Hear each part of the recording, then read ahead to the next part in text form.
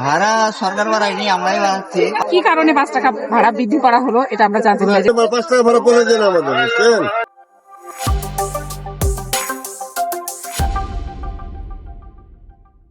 ভাড়া সরকার বাড়ায়নি, আমরাই বাড়াচ্ছি। 5 টাকা বাড়তি, যে বিদ্যুৎ বিল বাড়তি হয়েছে, আপনি যেমন সবকিছুই বাড়তি হচ্ছে।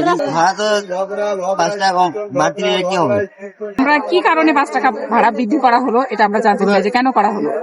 মানে আগে তো 5 টাকা ছিল, হঠাৎ করে আজকে কেন 10 টাকা হলো এটা আমরা জানতে চাই। যে হঠাৎ করে আমরা জানলাম না, কোনো প্রজ্ঞাপন হলো না, অথচ আমরা 10 টাকা ভাড়া দিব। এখন উঠেছে এই কারণে যে যেতে হবে, আমাকে যাওয়াই লাগবে, কারণ যেটাকে জিজ্ঞেস করছি তিনি বলছেন যে 10 টাকা ভাড়া, এই জন্য উঠলাম।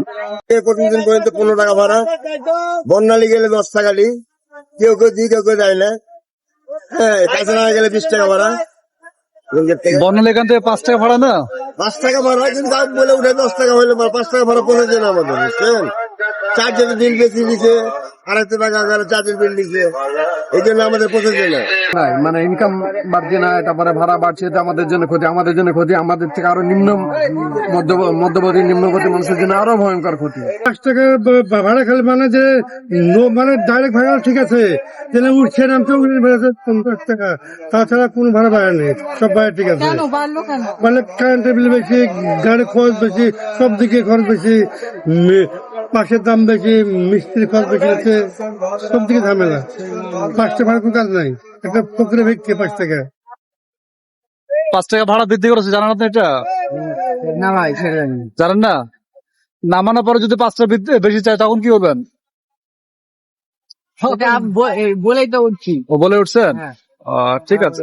আরেক দিক দিয়ে ধরেন বেঠিক, কারণ বেঠিকটা হলো যাদের হলো বেসরকারি চাকরি যারা করে, তাদের তো বেতনটা বেড়ায়নি ধরেন, কিন্তু সরকারি চাকরি যারা করছে তাদের আপনার বেতনগুলো ডবল হয়েছে, সেই হিসাবে ঠিক আছে। আর আরেকটা হলো যুক্তিসঙ্গত হলো আপনার ধরেন যে কারেন্টের বিল গুলো এখন মানে ডবল চার্জ দিতে লিছে, আগে দিত হয়তো আপনার ধরেন 100 টাকা, এখন লিছে 160 টাকা।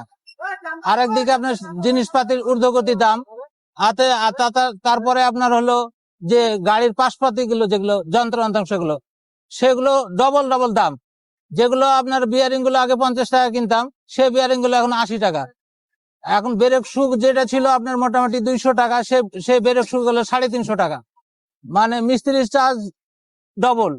তো সেই হিসাবে ধরেন তাদের জন্য, আর তাদের ভাড়াতে এমনি কম, সেই হিসাবে সেই হিসাবে ঠিক আছে।